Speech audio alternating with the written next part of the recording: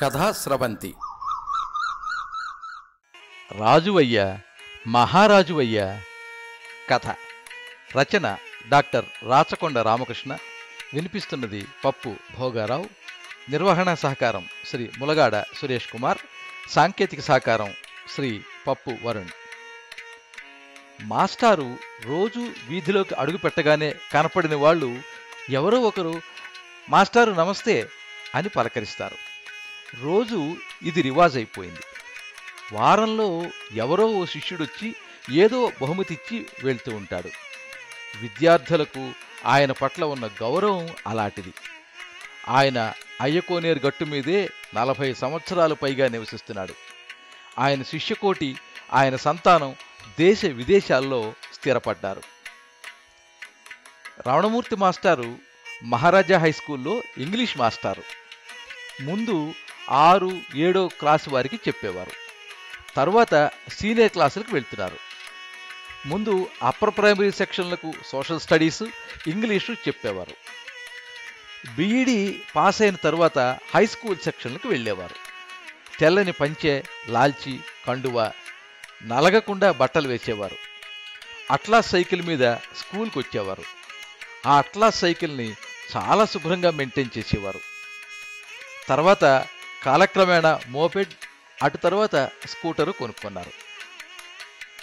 రమణమూర్తి మాస్టారు ఉద్యోగంలో 22వ సంవత్సరంలో చేరారు. ఉద్యోగం రాగానే పెళ్ళయింది. భార్య రామలక్ష్మి. వరుసకు మేనత్త కూతురే. చదువు 8వ క్లాస్ అయినా మంచి అవగాహన ఉన్న మనిషి. అయ్యకోనేరు దక్షిణ గట్టులో ఇల్లు తీసుకుని కాపురం పెట్టారు రమణమూర్తి మాస్టారు. రమణమూర్తి మాస్టారు 30 సంవత్సరాల పైగా అద్దె ఇంట్లో ఉన్నారు. తర్వాత అదే వీధిలో పాత ఇల్లు కొనుక్కుని బాగు చేయించుకుని ఉంటున్నారు. రామలక్ష్మి ఆ కాలంలో అందగత్తె. కట్టుబొట్టు చూడటానికి ఆకర్షణీయంగా ఉన్న 16 అణాల తెలుగు ఆడబడుచు. రమణమూర్తి మాస్టారు తల్లిదండ్రులకు ఒక్కరే సంతానం. అల్లారు ముద్దుగా పెరిగారు. ఎప్పుడూ ఆయనకు లోటు లేదు. భార్య అనుకూలవతి. పెళ్ళైన దగ్గర నుండి ఆమె భర్తని చాలా శ్రద్ధగా చూసుకునేది. ఉదయం లేచిన వెంటనే ఆయన దినచర్య కాఫీ తాగి ఓ అరగంట సేపు ఆంజనేయ స్వామి గుడికి వెళ్ళి వస్తారు. కాఫీ కూడా ఆయనది ప్రత్యేకం. రామలక్ష్మికే తెలుసు ఆయన కాఫీ పాళ్ళు. అందుకే ఆయన బయట ఎక్కడా కాఫీ తాగరు. పాల్ఘాట్ స్వచ్ఛంగా కాఫీ పౌడర్లో బ్రూక్బాండ్ చికరీ తగు పాళ్లలో కలపాలి. ఆ నిష్పత్తి తెలిసిన మనిషి రామలక్ష్మి మాత్రమే. కాఫీలో ఏమాత్రం తేడా వచ్చినా ఆయన ఊరుకునేవాడు కాదు. సీతాలు, మీ పుట్టింటి కాఫీ చేసేవేమిటోయ్ అని అడిగేవాడు. రామలక్ష్మిని సీతాలు అని పిలిచేవాడు ఆయన. ఇంట్లో అనుష్ఠానం చేసుకుని 7ంటికి బొంకుల దెబ్బ దగ్గర కూరలు కొనడానికి వెళ్ళేవాడు. ఆ కూరలు అమ్మేవారికి కూడా ఆయన ఇష్టాలు తెలుసు. కూరలు నాణ్యంగా ఉంటేనే అమ్మేవారు. లేకపోతే బాబు, ఈ కూరలు మీకు తగినవి కావు, ఈసారి మీకోసం ఉంచుతాం అని చెప్పేవారు. మాస్టర్ కోసం ప్రత్యేకంగా లేత వంకాయలు, దొండకాయలు ఎంచి ఉంచి మరీ ఇచ్చేవారు. అవి కొత్త ఉతికిన సంచిలో వేసుకుని మంచి కండిషన్లో ఉంచిన సైకిల్ మీద వేసుకుని వస్తూ ఉంటే ఆయన ఓ రాజులాగా ఉండేవారు. రామలక్ష్మి ఆయన బట్టలు శుభ్రంగా ఉతికి ఇస్త్రీ చేసి పువ్వుల్లా చేసి ఇచ్చేది.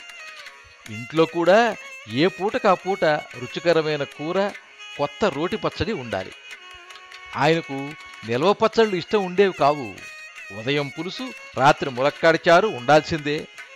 రామలక్ష్మికి మొదటి నుండి ఇవన్నీ అలవాటైపోయాయి. ఉదయం 9వ గంటకే వేడివేడి అన్నం పదార్థాలు చేసి ఉంచేది. మాస్టారు తిని స్కూలుకి బయలుదేరేవారు. రమణమూర్తి మాస్టర్ అంటే పిల్లలకు స్కూల్లో చాలా ఇష్టం. ఆయన కథలు, చారిత్రక విశేషాలు చెప్పేవారు. మధ్య మధ్యలో రోజు జరిగే రాజకీయాలు, న్యూస్ పేపర్లో వచ్చే వార్తలు అన్నీ అందరికీ వివరించేవారు. సాయంత్రం ఇంటికి వచ్చిన తర్వాత శ్రీమతి బజ్జీయో పకోడీయో చేసి ఉంచేది. మంచి కాఫీ చేసి ఇచ్చేది. రమణమూర్తి మాస్టర్ సహచరులో, ఉపాధ్యాయులో వాళ్ళ ఇంటికి వస్తే వారికి రామలక్ష్మి కాఫీ చాలా నచ్చేది. సీతాలు, నీ కాఫీ వాళ్ళు చాలా మెచ్చుకున్నారు అనేవాడు. రామలక్ష్మి ముద్దు పేరు సీతాలు. మాస్టార్ మాత్రమే ఆ పేరుతో పిలిచేవారు. సాయంత్రం మార్కెట్కి వెళ్ళి మల్లెపూలు 2 మూరలు కొనుక్కొచ్చేవారు మాస్టారు. రోజు పూలు తీసుకుంటారుగా, మాస్టార్కి కొద్దిగా ఎక్కువే ఇచ్చేవారు, తక్కువ ధరకే. రామలక్ష్మి ఉదయం అంతా పనిచేసుకుని మధ్యాహ్నం కాసేపు నడ్డి వాల్చి స్నానం చేసి జడల్లుకుని పౌడర్ రాసుకుని ఆయన కోసం వేచి ఉండేది. రాత్రి రామలక్ష్మి మాస్టార్ పక్కన కూర్చుని ఆ రోజు జరిగిన విశేషాలన్నీ పూసకూర్చున్నట్టు చెప్పేది. రమణమూర్తి మాస్టారు ఆయన అత్తగారిచ్చిన పడక కుర్చీలో కూర్చుంటే రామలక్ష్మి పక్కన గాద్రేజ్ కుర్చీలో కూర్చునేది. ఆయన తనకు జరిగిన విశేషాలు వివరించేవాడు. ఆ కుర్చీలు వారికి ప్రత్యేకం, అందులో మరెవరిని కూర్చొనిచ్చేవారు కారు.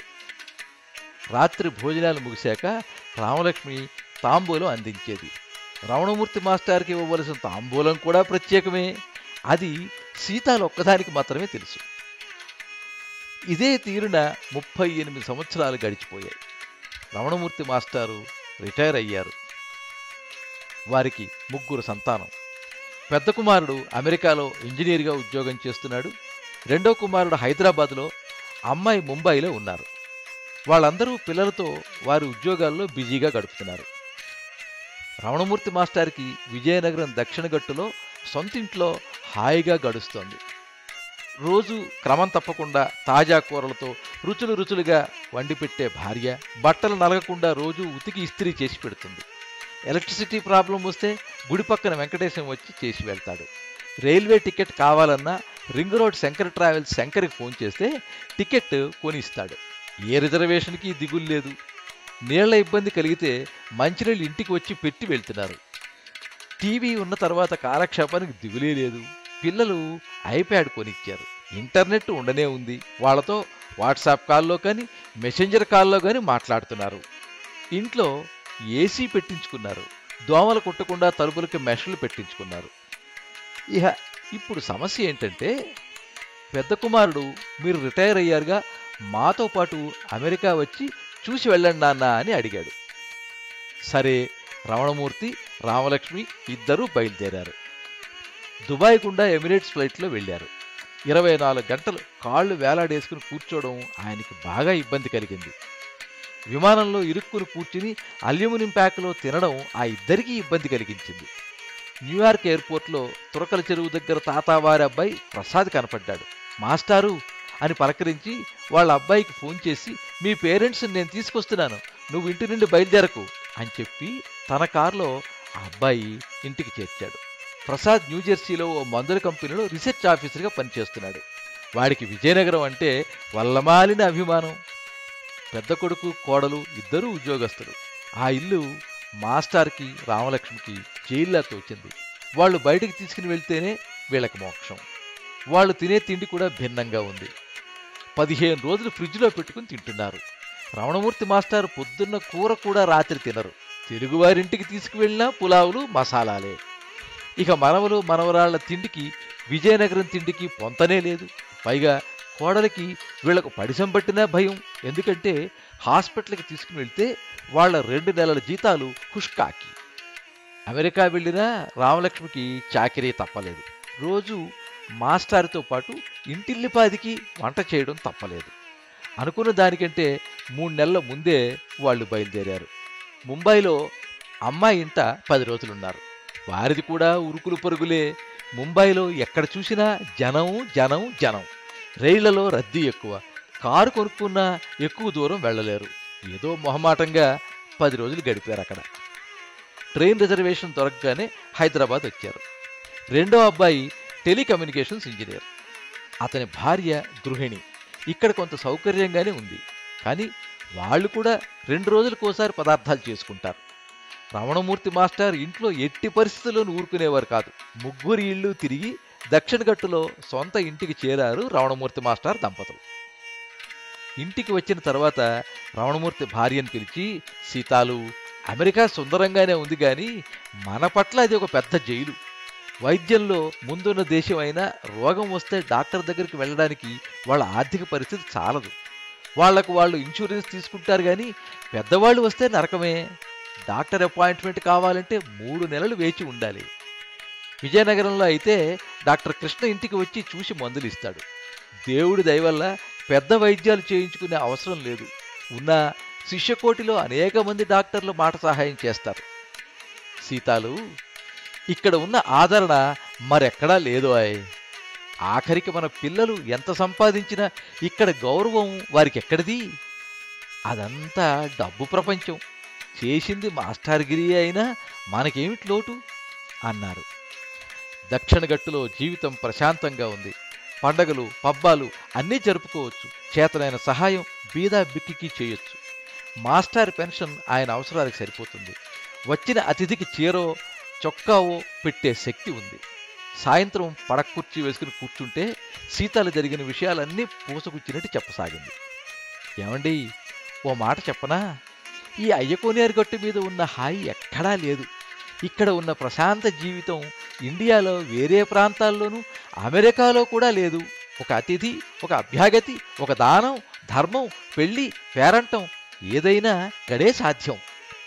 దాసన్నపేట 3 కోవిళ్ళలో ఏదో ధార్మిక కార్యక్రమం జరుగుతుంది. విష్ణు సహస్రనామ పారాయణము, భగవద్గీతా ప్రవచనమో జరుగుతుంది. ప్రతి పండుగ అద్భుతంగా చేసుకుంటున్నాం. పితృకార్యాలు కూడా సంతృప్తిగా జరిపే వీలు ఇక్కడే ఉంది. రమణమూర్తి, రామలక్ష్మి ఇక ఎక్కడికి వెళ్ళకూడదని నిర్ణయించుకున్నారు. వీలుని బట్టి పిల్లల్ని ఇక్కడికి రమ్మనమని తెలియపరిచారు. సంక్రాంతి పండక్కి రమణమూర్తి మాస్టర్ 70వ జన్మదినం భీమరథ శాంతి సందర్భంగా అందరూ కలిసి తల్లిదండ్రులను సత్కరించారు. నాన్న, ఇక్కడ ఉన్న సుఖం నిజంగా మేమెవరం అనుభవించలేదు. నువ్వే రాజువి, మహారాజువి. ఇక్కడే ఉండి మమ్మల్ని అందరినీ చదివించావు. ఆ చదువులు మా పిల్లల్ని చదివించడానికి నానా కష్టాలు పడుతున్నాం అన్నారు. ఇక్కడ ఉన్న వైద్య సౌకర్యం అక్కడ లేదు. సాంకేతికంగా ఉన్నతమైన వైద్యం చేసినా అంత తేలిగ్గా అందుబాటులోకి రాదు. ఎప్పటికైనా మేము కూడా ఇక్కడికే వచ్చి స్థిరపడతాం నాన్న. మీరిప్పుడు అనుభవిస్తున్న ఆనందాన్ని మేము అనుభవిస్తాం అని ముక్తకంఠంతో అన్నారు పిల్లలంతా. రమణమూర్తి మాస్టారు, రామలక్ష్మి ఆనందంగా చూస్తున్నారు అయ్యకోనేరు వైపు. అయ్యకోనేరు మాత్రం ఎప్పటిలా సాయంత్రం నీరెండలో తళతళా మెరుస్తోంది. ఈ కథ మీద మీ అమూల్యమైన అభిప్రాయాన్ని కింద కామెంట్ బాక్స్లో రాయండి. ఈ వీడియోని లైక్ చేయండి, మీ మిత్రులందరికీ షేర్ చేయండి. ఇలాంటి మరిన్ని మంచి కథలు వినిపించడానికి ఈ ఛానల్ని సబ్స్క్రైబ్ చేసుకోండి. పక్కనే ఉండే బెల్ ఐకాన్ని క్లిక్ చేస్తే ఇలా అప్లోడ్ చేసే వీడియోల వివరాలన్నీ కూడా మీకు ఎప్పటికప్పుడు నోటిఫికేషన్ ద్వారా తెలుస్తాయి. ఎప్పుడు మీ అభిమానాన్ని కోరుకునే పప్పు భోగారావు.